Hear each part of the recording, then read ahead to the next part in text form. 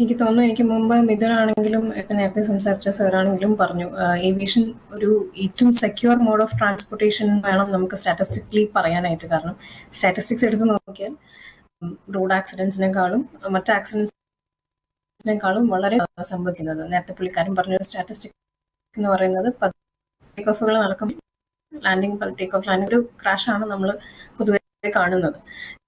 So അതിന്റെ റീസണും നേരത്തെ മിഥുൻ അതുപോലെ ഒരു എയർക്രാഫ്റ്റ്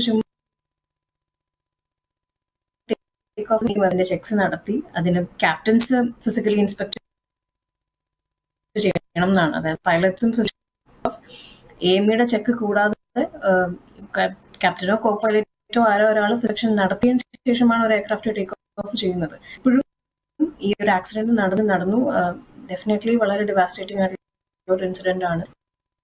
പക്ഷെ ഈവൻ സ്റ്റാറ്റിസ്റ്റിക് എന്ന് പറയുന്നത് അല്ലെങ്കിൽ ഒരു ഫ്ലൈറ്റ് എന്ന് പറയുന്നത് compare to any other mode of transportation വളരെ സേഫ് ആയിട്ടുള്ള ഒരു മോഡ് ഓഫ് ട്രാൻസ്പോർട്ടേഷൻ ആണ്. ഒബ്വിയസ്ലി ആൾക്കാർക്ക് പേടിയുണ്ടാവും, കുറച്ചു കാലത്തേക്ക് എല്ലാവരും ഒന്ന് ചിന്തിക്കും, റീതിങ്ക് ചെയ്യും ട്രാവൽ ചെയ്യാൻ എന്നുള്ളത് നമുക്കറിയാം. ബട്ട് അതിനുള്ള സേഫ്റ്റി മെത്തേഡ്സും അല്ലെങ്കിൽ ഈവൻ ക്യാബിൻ ക്രൂ ട്രെയിനിങ് ആണെങ്കിൽ പോലും ക്യാപ്റ്റൻ്റെ ട്രെയിനിങ്സ് ആണെങ്കിൽ പോലും അത്രയും ഇൻറ്റൻസ് ട്രെയിനിങ്ങും അത്രയും സേഫ്റ്റി ഓറിയൻറ്റഡ് ആയിട്ടുള്ളൊരു ട്രെയിനിങ് പ്രോസസ്സാണ് ഏവിയേഷനിൽ നടക്കുന്നത്. മീറ്റ് എനി ഡിപ്പാർട്ട്മെൻറ്റ് ഒരുപാട് സ്ക്രൂട്ടിനീസും ഒരുപാട് സേഫ്റ്റി ചെക്സും ഉണ്ട്. ഇപ്പോൾ നേരത്തെ ശ്രീ മിഥുൻ പറഞ്ഞൊരു കാര്യം എന്ന് വെച്ച് കഴിഞ്ഞാൽ ഒരു സിസ്റ്റം ഫെയിലായാൽ അതിനെ എന്താ പറയുക കവർ ചെയ്യാനായിട്ട് പല സിസ്റ്റംസും ഇൻ പ്ലേസ് ആണ്. നമ്മൾ യൂഷ്വലി ഇതിന് സ്വിസ് ചീസ് മോഡൽ എന്ന് പറയും. അതായത് സ്വിസ് ചീസ് എന്ന് പറയുന്നത് ഒരു ടൈപ്പ് ഓഫ് ചീസാണ്, അതിൽ പല ഹോൾസ് ഉണ്ടാവും. അപ്പം നമ്മൾ സ്വിസ് ചീസ് മോഡൽ ഫോളോ ചെയ്യുന്നത് എന്തുകൊണ്ടാണെന്ന് വെച്ച് കഴിഞ്ഞാൽ ഒരു സ്ഥലത്ത് ഹോൾ ഉണ്ടെങ്കിൽ അടുത്ത എവിടെയെങ്കിലും ഹോൾ ഉണ്ടാവില്ല, അതവിടെ എന്ത് സംഭവിക്കും, അതവിടെ സ്റ്റോപ്പ് ചെയ്യും. But accidents like these happen when unfortunately എല്ലാ ഹോൾസും ഒരുമിച്ച് അലൈൻ ആകുമ്പോഴാണ് ഇങ്ങനത്തെ ആക്സിഡൻസ് സംഭവിക്കുന്നത്. സോ ഇതൊരു അൺഫോർച്ചുനേറ്റ് ഇൻസിഡന്റ് ആണ്. But in no way would I say that aviation is a unsafe method of traveling. Aviation ഇപ്പോഴും one of the safest methods of traveling ആണ്.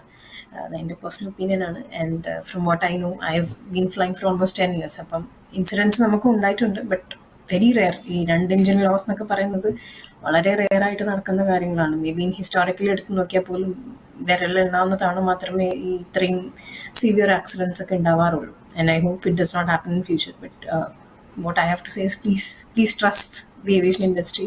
We can do better and I think we will do better. നമ്മളൊരു proactive ഇൻഡസ്ട്രീനേക്കാളും കുറച്ച് റിയാക്റ്റീവും കൂടിയാണ്. പലപ്പോഴും ഒരു accident സംഭവിക്കുമ്പോഴാണ് നമ്മൾ അതിൽ നിന്നും പഠിക്കുന്നതും അതനുസരിച്ച് ചേഞ്ചസ് വരുത്തുന്നതും അത് വീണ്ടും സംഭവിക്കാതിരിക്കാനുള്ള പ്രിക്കോഷൻസ് എടുക്കുന്നത്.